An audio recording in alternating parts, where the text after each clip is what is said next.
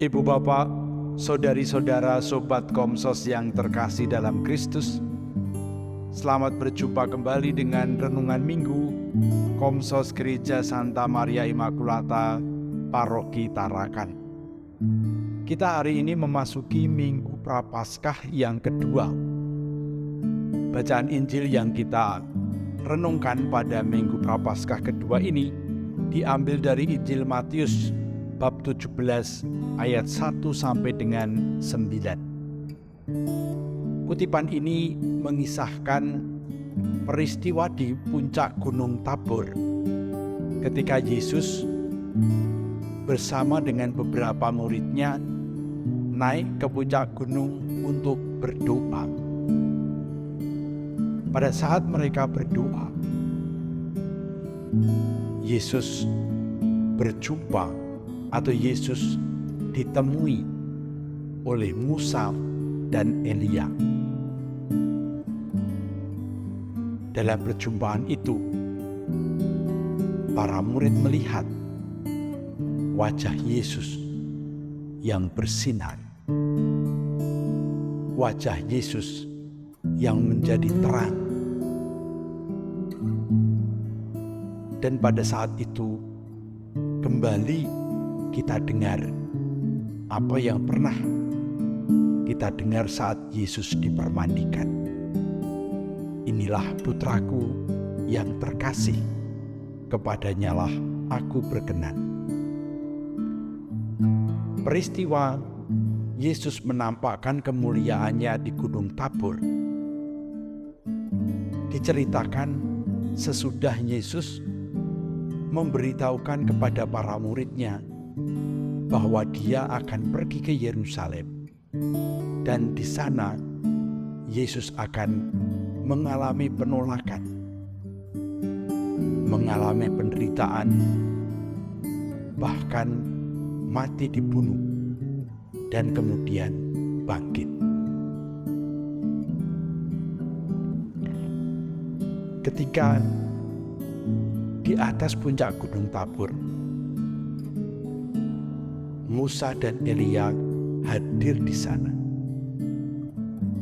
Digambarkan seolah-olah mereka sedang bercakap-cakap dengan Yesus, membicarakan apa yang menjadi rencana Yesus pergi ke Yerusalem.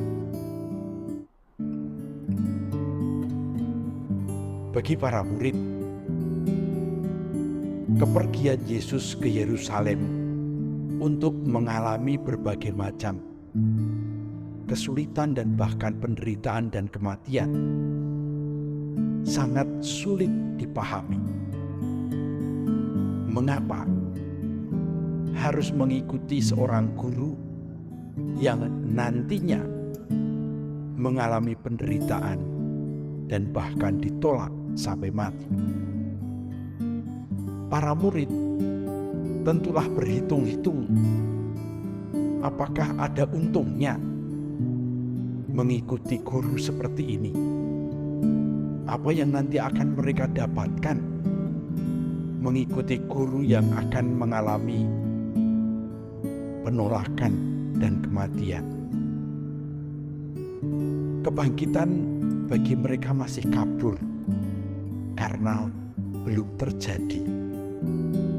Mereka belum bisa membayangkan, tetapi penolakan dan penderitaan pasti mereka sudah bisa menggambarkan sulitnya, beratnya, susahnya.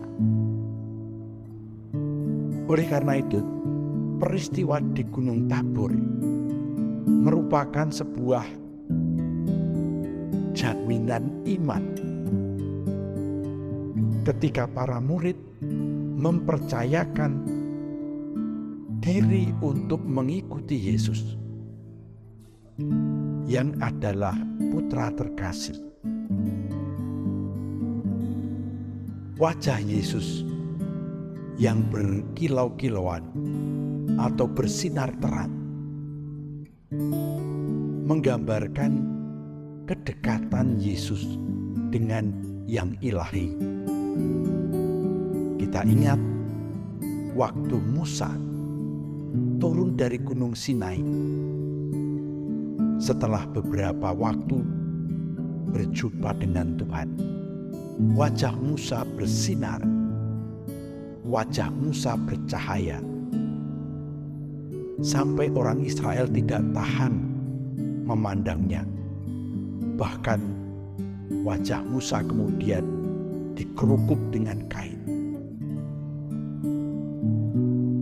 Elia, ketika dia mati, atau bahkan Elia tidak pernah dikatakan mati, tapi Elia naik ke surga, dan dia naik ke surga dengan kereta yang menyala, kereta yang berapi.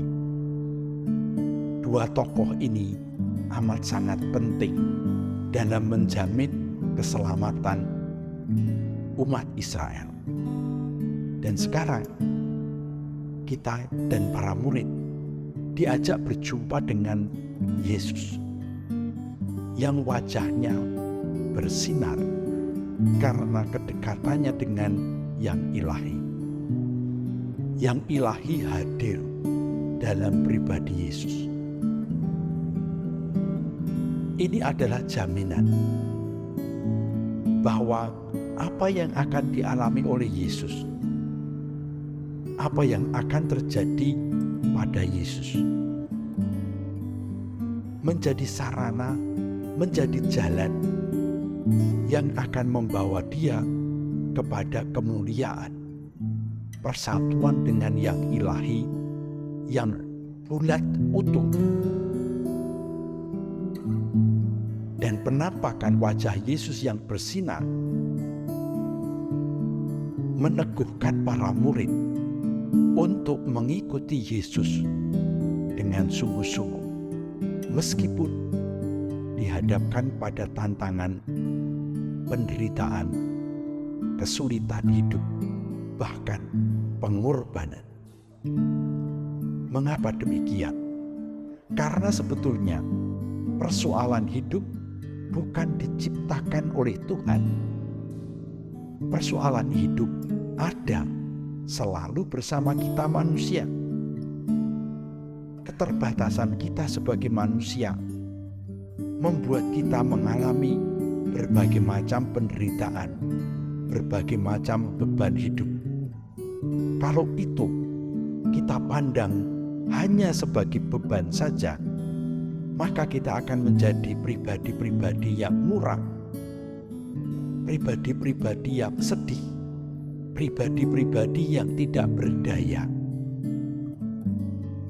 Yesus dengan menampakkan wajah bercahaya mau mengajak kita dan mengingatkan kita semua, termasuk para murid, bahwa penderitaan, persoalan hidup harus dirangkul, harus dijadikan sebagai bagian dari perjalanan kita. Kita harus tetap bisa memancarkan wajah berseri, memancarkan wajah bersinar, meskipun kita menghadapi berbagai macam persoalan yang ada di dalam kehidupan kita. Itu tidak bisa kita hindari. Masa Paskah ini mengajak kita semua belajar bagaimana kita mesti bersikap terhadap masalah-masalah kehidupan kita, persoalan-persoalan yang ada pada kita. Suara dari surga, inilah putraku yang terkasih, kepadanya lah aku berkenan. Menjadi proklamasi bagi kita semua. Kalau kita mengambil jalan Yesus, mengambil hidup Yesus, kita pun akan memancarkan keilahian yang hadir di tengah-tengah dunia dan menyertai perjuangan manusia. Semoga kita berjuang sampai akhir dan tetap membawa wajah yang berseri, tanpa harus membuat orang lain silau. Wajah berseri menghadirkan Allah yang menjadi sumber kekuatan kita. Amin.